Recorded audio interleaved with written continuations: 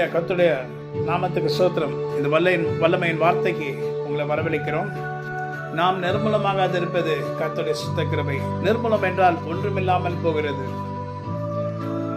வேதத்திலே எரேமியா தீர்க்கதரிசி புலம்பல் என்கிற அந்த அதிகாரத்திலே அவர் சொல்லுகிறார், புலம்பி அழுகிறார் இஸ்ரவேல் ஜனங்களுக்காக.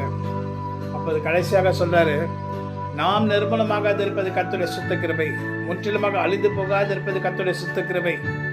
ஏனென்றால் கர்த்தருடைய பிள்ளைகள் இன்னைக்கு அநேகர் பாவம் செய்கிறார்கள். அந்த பாவத்துக்கு ஏற்றபடி கர்த்தர் எல்லாவற்றிலும் அவர்களை நிர்மூலமாக்கும்படி ஒப்பு கொடுக்கலாம். ஆனா இஸ்ரவேல் ஜனங்களை கர்த்தர் ஒப்பு கொடுத்த பிறகு அவர்கள் சிறைச்சாலையில அகப்பட்டு கொண்டார்கள். சிறையில அடிமைத்தனத்தின் வாழ்க்கையில வாழ்ந்து கொண்டிருந்தார்கள். ஆனாலும் எரேமியா தீர்க்கதரிசி இஸ்ரவேல் ஜனங்களுக்காக புலம்பும் போது நாம் நிர்மூலமாக இருப்பது கர்த்தருடைய சுத்த கிருபை. அவருடைய இரக்கத்துக்கு அளவில்லை. அவைகள் காலைதோறும் புதியவைகளா இருக்கிறது. அந்த காலைதோறும் இருக்கிற புதிய கிருபையினாலதான் நீங்களும் நானும் நாம் எல்லாரும் நன்றாய் இருக்கிறோம். அந்த காலைதோறும் புதிதான கிருபை, a new grace every day morning. Hallelujah. தினமும் காலையில புதிதான கிருபை கர்த்தர் நமக்கு கொடுக்க வல்லவராய் இருக்கிறார். தினமும் காலையிலே அதிகாலையிலே கர்த்தரை தேடுவது மிகவும் நல்லதா இருக்கிறது. உலகத்துல நமக்கு அநேக வேலைகள் இருக்கலாம், அநேக காரியங்கள் இருக்கலாம். இவைகள் எல்லாவற்றுக்கும் மேலாக நாம் கர்த்தரை நோக்கி பார்த்து, ஆண்டவரே இந்த நாளை எங்களுக்கு கொடுத்ததுக்காக நன்றி, இந்த நாளுக்குண்டான புதிய கிருபையினால என்னை நிரப்பும் ஆண்டவரே என்று சொன்னீங்கன்னா நாம் சொல்லும்போது அவர் நம்மை நிரப்பார். ஹல்லேலூயா. ஆமென். ஆமென்.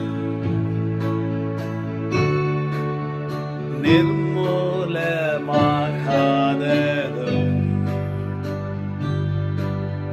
நிற்பது கிருபை,